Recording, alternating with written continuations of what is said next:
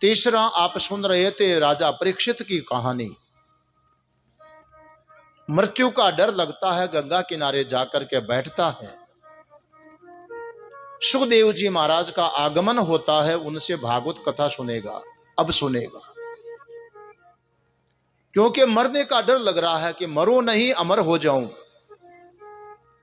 तो जिस व्यक्ति को अमरता का अनुभव करना है, आत्म साक्षात्कार करना है, मृत्यु के डर भय से हमेशा हमेशा के लिए मुक्ति चाहता है, ऐसे अमरता का अनुभव चाहने वालों को भी भागवत कथा श्रवण करनी ही चाहिए।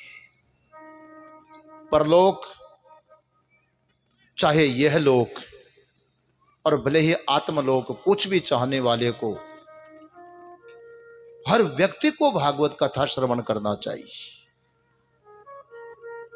इसका अर्थ हुआ हर व्यक्ति को किनके द्वारा सुनना चाहिए। सूत जी महाराज ने ऋषियों को सुनाया, नारद जी ने व्यास जी को प्रेरणा दी और सुखदेव जी महाराज राजा परीक्षित को सुनाने की तैयारी कर रही है।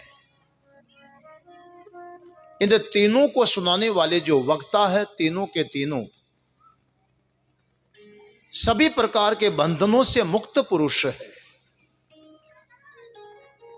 न उनको आश्रम बंधन है, न उनको समाज बंधन है, न परिवार बंधन है। सभी प्रकार के बंधनों से मुक्त होकर के केवल जिन्होंने अपना जीवन भगवान को समर्पित किया है, ऐसे सारे बंधनों से मुक्त पुरुष भागवत कथा श्रवण करवा रहे हैं।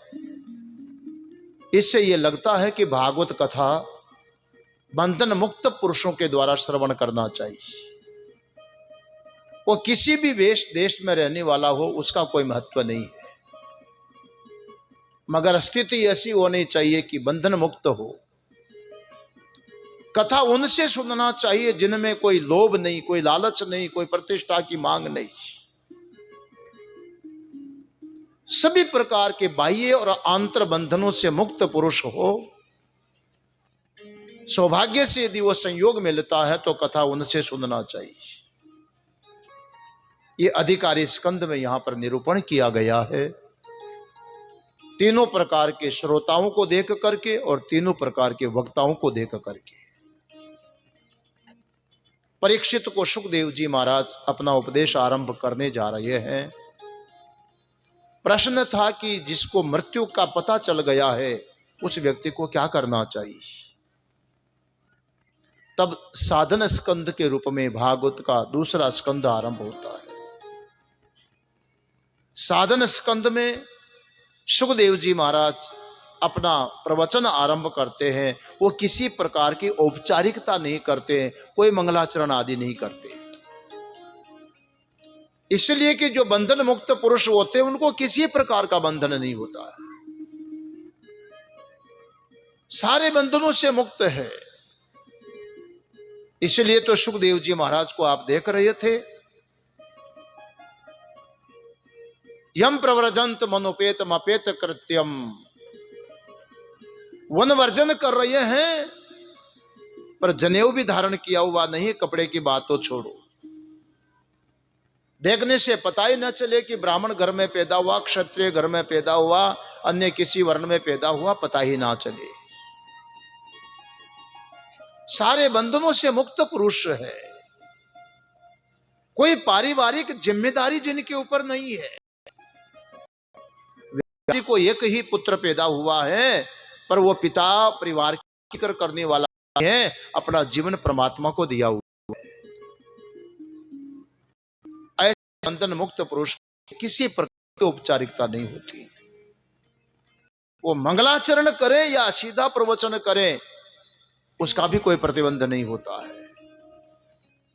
सारे बंधनों से मुक्त सुखदेव जी महाराज साधन स्कंद में राजा परीक्षित को कहने लगे, राजन तुमने पूछा है कि जो मृत्यु जिसके नजदीक आ रही है उस व्यक्ति को क्या श्रवण करना चाहिए। किसका जप करना चाहिए, क्या कर्म करना चाहिए, किसका स्मरण करना चाहिए, किसका भजन करे, किस कर्म को करे, किसको ना करे। अरे राजन, श्रोतव्यादीनि राजेंद्र नृणाम संति सहस्रश।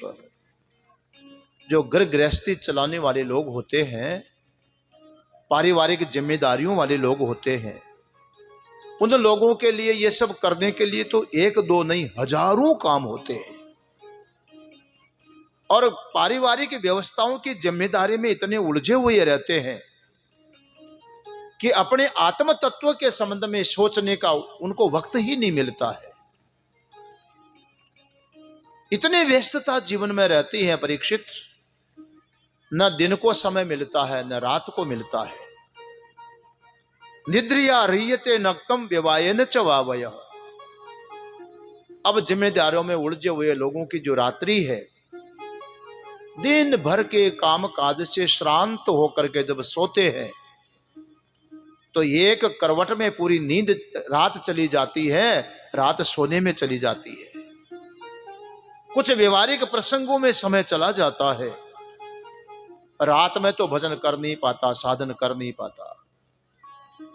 दिन का जो वक्त होता है, दिवाचारते हया राजन कुटुंब भरणे नवा। दिन का वक्त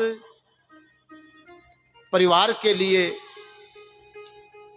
धन साधन आदि जुटाने में चला जाता है, अर्थ इकट्ठा करने में समय चला जाता है, और बचा कुचा समय परिवार को खिलाने पिलाने में उसकी व्यवस्था में चला जाता है।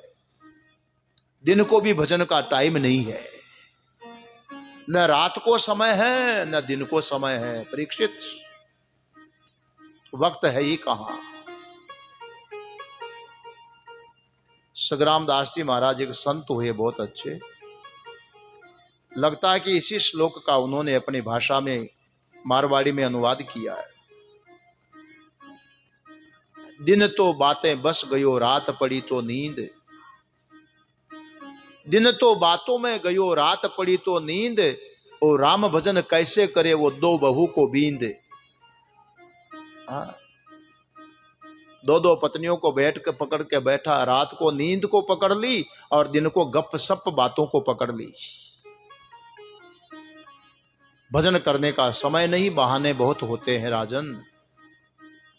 मगर बुद्धिमान व्यक्ति घर गृहस्थी चलाते हुए भी, वो कहा गया है जो इतने व्यस्त समय में से भी गणेशपुरा वाले और इस क्षेत्र के निवासियों की तरह भगवान की कथा और कार्य में समय निकालना सीख जाए, वही बुद्धिमान माने गए हैं। व्यस्तता तो बहुत है, जब तक रहेगी जिंदगी फुर्सत न होगी काम से। कुछ वक्त ऐसा निकालो जो प्रेम होई श्री राम से। धन्य हैं आप लोग। सुखदेव जी महाराज की दृष्टि में उन विवेकी पुरुषों में आप है जिनके पास समय नहीं होता, उनमें से भी आप समय निकाल करके और कथा के लिए आए हुए हैं। इसलिए सबसे पहले तो व्यासपीठ से आप सबको मैं आपके भाव को, आपके विवेक को वंदन करता हूं। धन्यवाद। तस्मात् भारत सर्वात्मा भगवान ईश्वरो हरि। श्रोतव्य कीर्तितव्य स्मर्तव्य इच्छता भयम्। एतावान् सांख्य योगाभ्याम स्वधर्म परिनिष्ठया जन्म लाभ पर पुंसामन्ते नारायण स्मृति। हे परीक्षित, बुद्धिमान व्यक्ति वही है